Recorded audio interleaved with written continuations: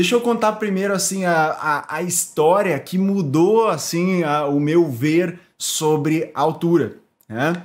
Ah, Foi em 2014, se eu bem me lembro, eu estava correndo com o Vitor Meira em Interlagos, e então a gente tinha os dois pilotos andando no mesmo carro.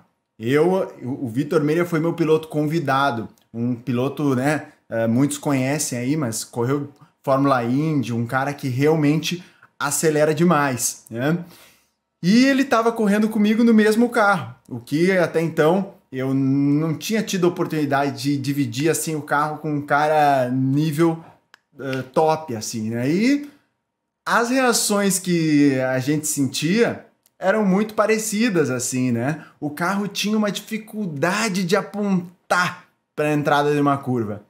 Tinha uma dificuldade de apontar. Então, o que que acontecia? Por exemplo, Bico de Pato em Interlagos. Todo mundo conhece, mas é uma curva em primeira marcha bem fechadinha, assim, um cotovelo praticamente.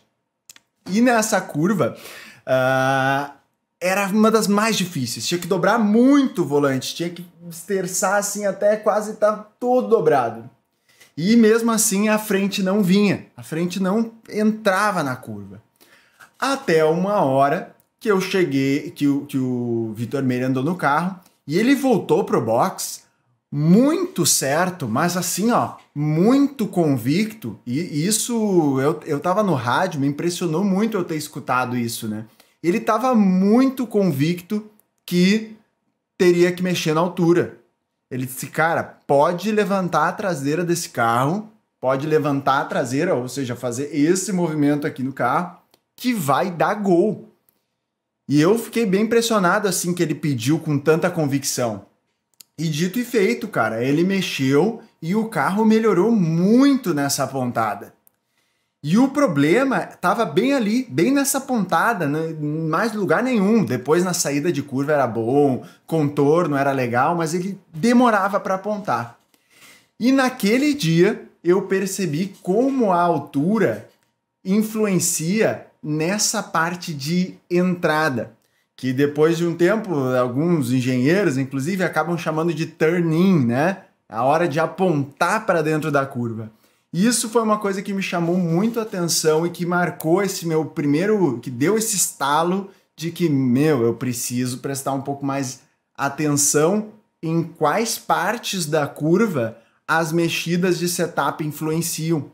Porque eu não tinha ainda, talvez, tão bem na minha cabeça essa noção. A gente vê que os carros de rua são carros altos, né? Normalmente com uma distância grande do piso, né? Do chão, do asfalto, e os carros de corrida são bem baixinhos. E, inclusive, normalmente, né? Quem não é de corrida sempre chega no autódromo e olha, nossa, mas como é baixo, né? Porque não cabe nenhum pé ali debaixo do carro.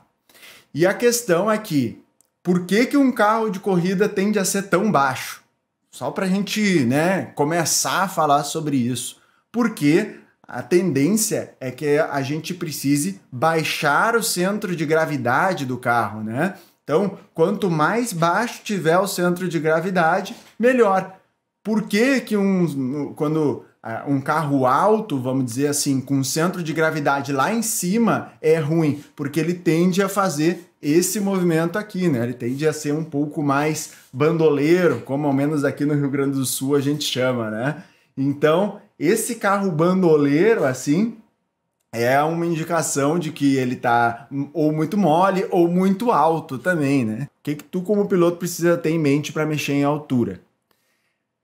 Primeiro, muita gente vai falar sobre o tal reiki, né? Só para a gente ilustrar bem, o tal reiki, que muita engenheiro acaba falando muito sobre isso, o reiki nada mais é da diferença de altura entre a frente do carro e a traseira do carro. Ou seja, um carro que tiver bem com a altura traseira muito alta em relação à altura da frente, ele é um carro que vai ter muito reiki. Ele vai ter um muito reiki aqui desse jeito. Quanto a gente vai tirando a altura traseira ou levantando a frente, acaba que a gente vai ter menos reiki, tá? Reiki, essa palavra, é simplesmente isso. Então, quando a gente fala em, pô, vamos aumentar o rake do carro, simplesmente a gente está falando sobre aumentar a altura traseira em relação à altura da frente, tá? Ou também baixar a frente também poderia, né, aumentar o rake, como muitos falam, tá? Só para a gente deixar isso, essa ideia pronta.